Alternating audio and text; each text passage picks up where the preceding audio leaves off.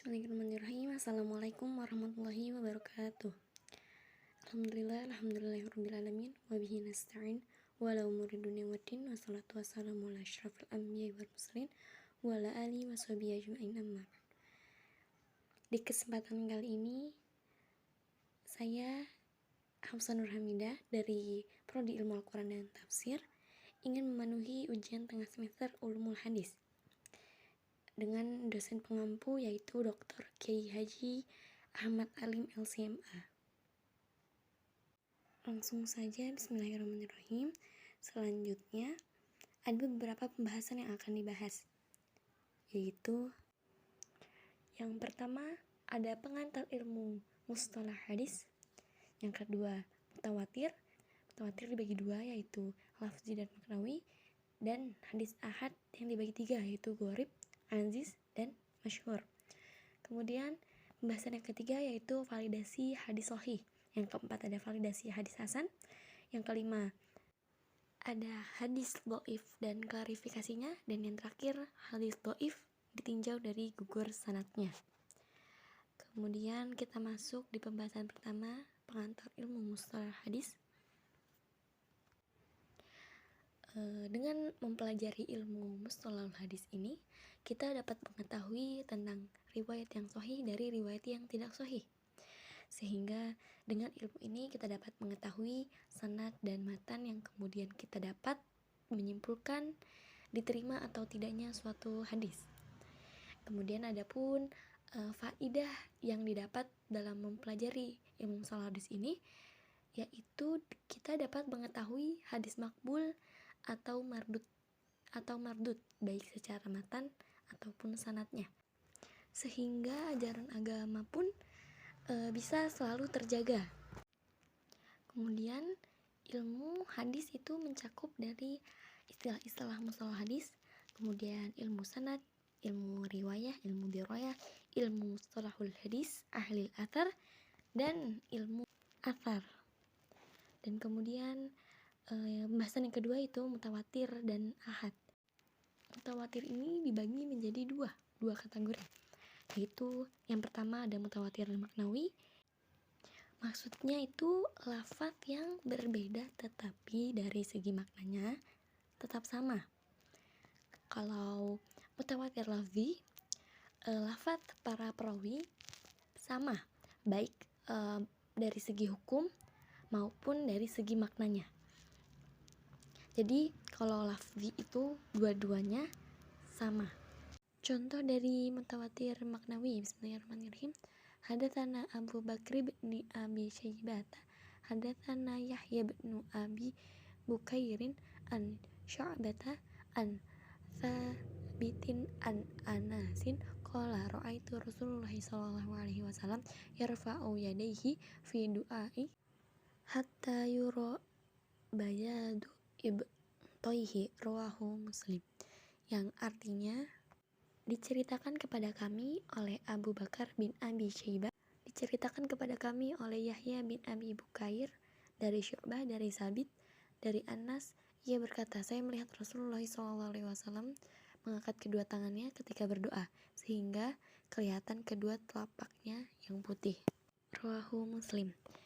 Dan kemudian contoh dari mutawatir lafzi, bismillahirrahmanirrahim. Man kadzaba alayya muta'ammidan falyatabawwa maq'adahu minan nari. Siapa saja yang berdusta atas namaku secara sengaja, maka hendaklah ia bersiap-siap menempati tempat duduknya di neraka. Hadits riwayat Al-Bukhari. Kemudian hadits ahad. Hadits ahad itu perawinya tidak sampai mutawatir. Jadi personalnya itu satu orang, dua orang, ataupun tiga orang, akan tetapi tidak sampai mutawatir, atau biasa disebut dengan hadis gharib, yaitu satu perawi, satu orang. Atau yang kedua hadis aziz, itu dua perawi. Dan yang ketiga itu ada hadis masyhur, yaitu kurang lebih ada 3 perawi. Materi selanjutnya ialah validasi hadis sahih. Validasi hadis sahih ini diantaranya yang pertama itu sanadnya bersambung, artinya bahwa semua perawinya benar-benar mengambil dari rawi di atasnya. Kemudian yang kedua itu rawinya adil.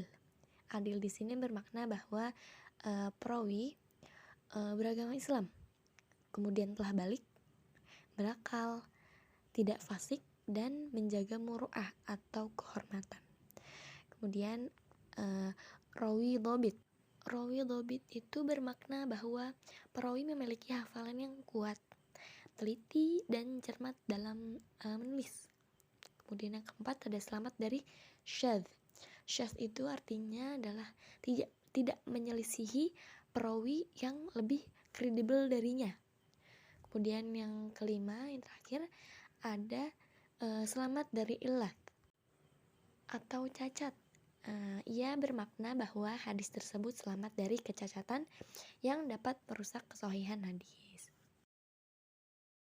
Kemudian ada validasi hadis hasan. Hadis hasan itu mencakup sanadnya muttasil. Kemudian dari sisi kualitas hafalannya menurun. Kemudian dari sisi hukum adalah sama, bisa dijadikan hujah. Hadis hasan ini dibagi menjadi dua. Ada hadis hasan li dzatihi dan ada hadis hasan li ghairihi. Nah, hadis hasan li dzatihi itu turun derajatnya karena salah satu rawi tidak kuat hafalannya. Dikarenakan perawi tidak kuat hafalannya. Kemudian kalau li ghairihi itu lemah atau dhaif, tetapi banyak yang meriwayatkan dan bukan hadis fasik yang menjadikannya ia dhaif. Jadi yang menjadikannya ia dhaif itu bukan karena kefasikannya. Kemudian judul selanjutnya itu hadis dhaif dan klarifikasinya. Jadi hadis dhaif itu hadis yang gugur sanadnya disebabkan karena cacat dari dhabit maupun integrasi perawinya. Pembagiannya dibagi menjadi dua, yaitu yang pertama sebab pengguguran sanad dan yang kedua disebabkan oleh cacat perawi. Sebab pengguguran sanad itu disebabkan oleh terputusnya atau tidak bersambungnya sanad, yaitu yang ditinjau dari gugur sanad, hadis-hadis yang ditinjau dari gugur sanad seperti mu'allaq, mu'dhal, munqati, mudallas, mursal khafi, mursal jali, dan mu'an'am. Dan yang kedua ada sebab cacat perawi, terbagi lagi menjadi dua kategori. Yang pertama cacat keadilan dan yang kedua cacat kedhabitan. Cacat keadilan diantaranya seperti bohong, dusta, fasik atau keluar dari ketaatan, bid'ah, dan jahalah. Kemudian yang kedua cacat kedhabitan, diantaranya rusak, buruk hafalan, sebab lalai, banyak lupanya, kemudian menyelisihi rawi yang siqah. Selanjutnya hadis dhaif ditinjau dari gugurnya sanad. Yang pertama itu ada mu'allaq atau yang artinya menggantung. Hadis mu'allaq ini adalah yang tidak disebutkan rangkaian sanadnya dari awal sanad, baik satu orang rawi yang tidak disebutkan, dua rawi, maupun lebih yang terpenting perawi hadis tidak dari awal sanad. Semua hadis mu'allaq itu dhaif karena semua sanadnya terputus secara berturut-turut. Yang kedua ada mursal. Mursal yang artinya gugur. Hadis mursal, hadis ini yang dihilangkan perawi setelah tabi'in atau sahabat dari akhir sanadnya. Maksudnya hadis yang tidak disebutkan nama sahabat dalam rangkaian sanadnya. Kemudian yang ketiga ada mu'dhal. Mu'dhal itu hadis yang di dalam rangkaian sanadnya terdapat dua perawi yang dihilangkan secara berturut-turut. Maksudnya ialah dalam rangkaian sanad ada dua perawi yang dihilangkan, syaratnya harus berturut-turut. Kemudian yang keempat ada munqati atau putus, yaitu hadis yang rangkaian sanadnya terputus di manapun terputusnya. uh, ada yang gugur tapi tidak berturut-turut. Kemudian selanjutnya ada mudalas, atau yang artinya tertutup atau disamarkan. Mudalas ini dibagi menjadi dua, yaitu mudalas isnad dan mudalas syuyukh.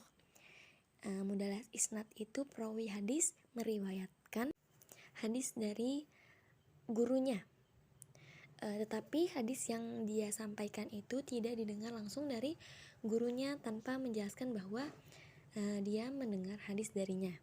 Kemudian yang kedua yaitu mudalas syuyukh, seorang perawi meriwayatkan hadis yang didengar langsung dari gurunya tetapi ada sesuatu yang ditutupi atau menyebut gurunya dengan julukan yang tidak populer, agar tujuannya itu agar tidak dikenali.